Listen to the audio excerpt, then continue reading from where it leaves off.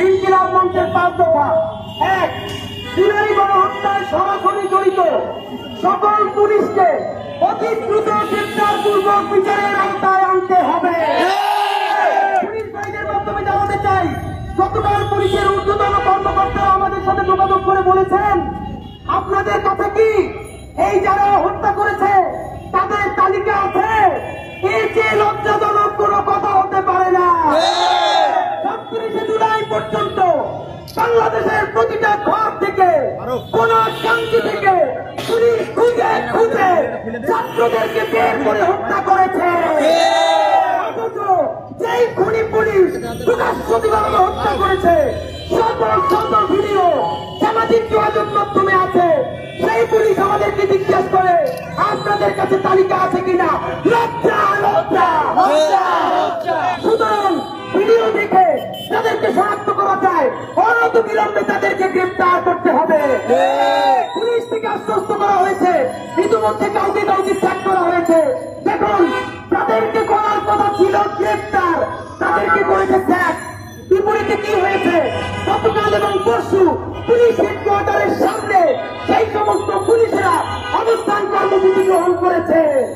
তাদেরকে গ্রেপ্তার না করার ফলে আজকে তাদের স্পর্ধা হয়েছে টাকার রাস্তায় দাঁড়ানোর।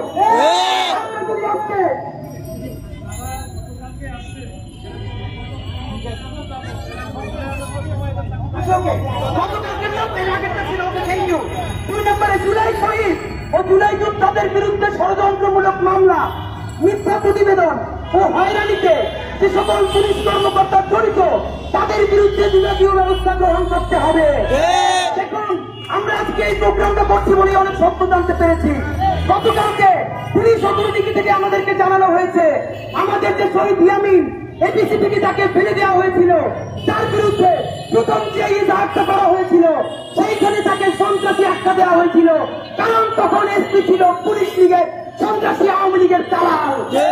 কিন্তু এরপরে নতুন পুলিশ আসার পরে সেই ইজাহার প্রত্যাখ্যান করে আবার নতুন ইজাহার দেওয়া হয়েছে, সেইটার মধ্যে শহীদ ইয়ামিনকে সম্মানজনক অবস্থায় রাখা হয়েছে। সুতরাং আমরা এই প্রোগ্রাম করে কেন জানতে হলো, কেন পুলিশ ভাইরা মিডিয়া ফিউজ করে এই কথাগুলো আমাদেরকে জানায় না? আপনারা জানেন, গত 15 বছরে পুলিশের কনস্টেবল থেকে শুরু করে বিসিএস পর্যন্ত পুলিশে যাদের নিয়োগ দেওয়া হয়েছে, তাদের 80% ছাত্রলীগের সব ক্যাডার।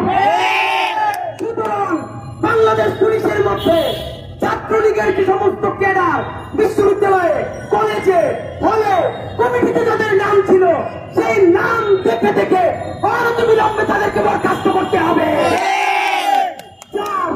জুলাই গণহত্যার দায়ে তিরস্কৃত ও বদলিকৃত পুলিশদের তালিকা জনসম্মুখে প্রকাশ করতে হবে।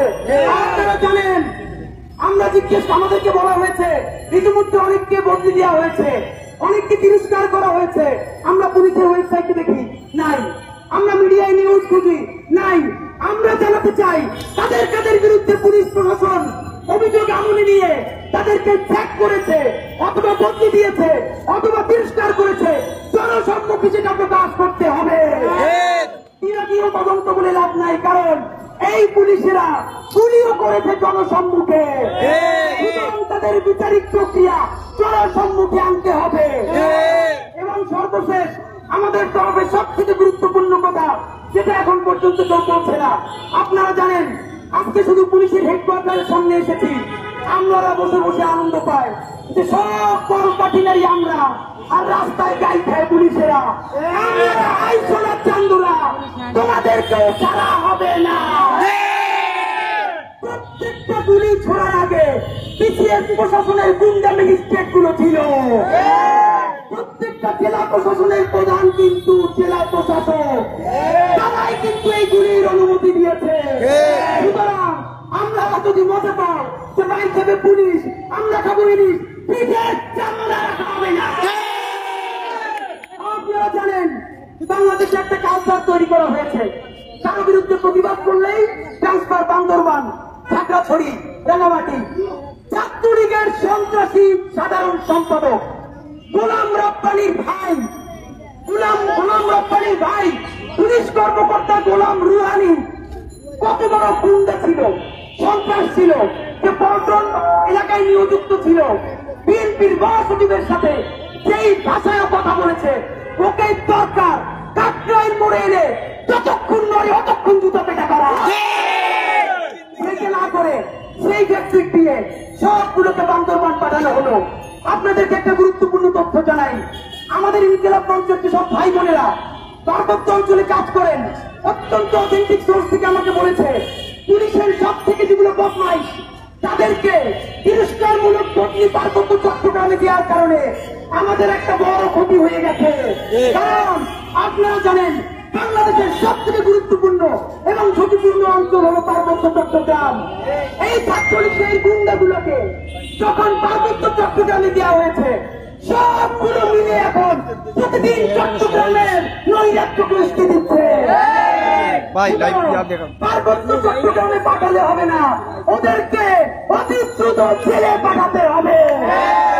সুতরাং আমরা এই 5 দফা পুলিশ প্রশাসনের সম্মানে তিনি কথা দিয়েছেন শনিবার আইজিপি মহোদয়ের কাছে পৌঁছে দিবেন। আমরা নিশ্চিত হতে চাই আমাদের এই 5 দফা আইজিপি মহোদয়ের কাছে গেছে এবং এটা নিয়ে তারা কত দ্রুত কাজ করবেন এটাও আমরা জানতে চাই। যদি আমাদেরকে আগামীকাল সন্ধ্যা 7টার মধ্যে পুলিশ প্রশাসন থেকে জানানো না হয়, তাহলে আমরা কোন অনুষ্ঠান কর্মসূচি ঘোষণা না দিয়ে পুলিশ হেডকোয়ার্টারের বারান্দায় গিয়ে অবস্থান নেব। সুতরাং অফিসিয়ালি আমরা আজকের যিনি উচ্চতর কর্মকর্তা আছেন তার কাছে আমাদের 5 দফা দাবি তুলে দিতে চাই।